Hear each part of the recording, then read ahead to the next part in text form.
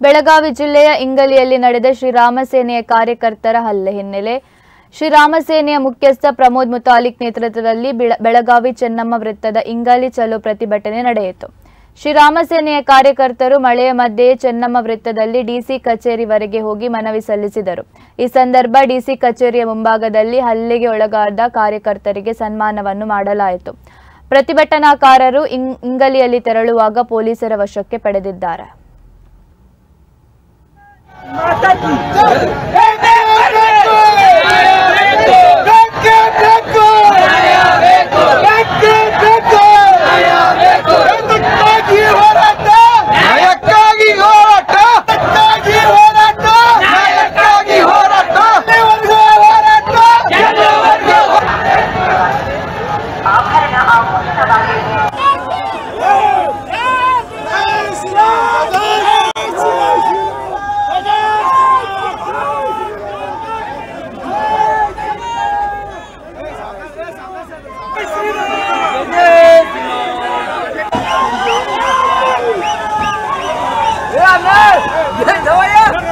Dạ,